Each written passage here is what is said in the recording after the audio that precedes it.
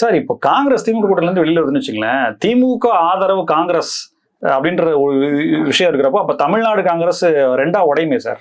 நான் ரொம்ப நாளா சொல்லின்னு இருக்கிறேன், அதாவது சேர்ந்ததுனால ஒரு கட்சி சேராததுனால ஒரு கட்சி உடைய போகுது அப்படின்னு பார்ப்போம். அதுல சில பேர் மறுபடியும் ஜனநாயக பேரவை அப்படின்னு தூஸ் தட்டி எடுப்பாங்க. அந்த போர்டு அநேகமா வீட்டுல இருக்கும் அப்படின்னு நினைக்கிறேன். சிதம்பரம் சார் வெளிப்படையாவே சொல்லிட்டா அந்த ஜனநாயக பேரவை தூஸ் தட்டி எடுப்பாங்க, நாங்க தான் காங்கிரஸ் அப்படின்வாங்க. சரி, இருந்துட்டு போங்க, ஜனநாயக பேரவை அப்படி ஒரு குரூப் இருக்கலாம். மறுபடியும் 29 எல்லாம் ஒன்னா சேர்ந்துருவாங்க. காங்கிரஸ் கட்சி இதெல்லாம் கவலையே கிடையாது. கட்சியை விட்டு வெளில போவாங்க, கழுவி ஊத்துவாங்க, அங்க இருந்து நாங்க தான் காங்கிரஸ்னு சொல்லுவாங்க. தமாகால அப்படிதானே பண்ணாங்க அந்த காலத்துல.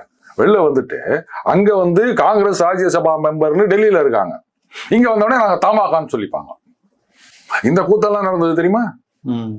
பத்திரிகையில வந்து பேரை அப்படியே மாத்தி பிரிண்ட் பண்ணாங்க. ஜெயந்தி நட்ராஜன் அந்த பேரை ஜெயஸ்ரீ நாகராஜன் பிரிண்ட் பண்ணாங்க, கட்சித்தாவல் தடை சட்டத்துல மாத்திக்க கூடாதுன்னு. இந்த மாதிரி உஷாரா அவங்க காங்கிரஸுக்கும் அவங்களுக்கு கவலை கிடையாது. ரைட், எப்படி இருந்தாலும் மறுபடியும் இங்க வந்துருவாங்க. கேரளால போய் பாருங்க, எத்தனை காங்கிரஸ் இருக்குது தெரியுமா? ராமன் எத்தனை ராமன் அடின்னு சினிமால பாட்டு வச்சாங்க. அந்த மாதிரி எங்க காங்கிரஸ் எத்தனை காங்கிரஸ் அடி போய் பாருங்க. அந்த காங்கிரஸ் எம்னு இருக்கும், அதுவே உடைஞ்சு போய் 2 சின்ன எம்மா பெரிய எம்மா அப்படி. என்ன யோசிச்சு சிரிக்கிற நீ?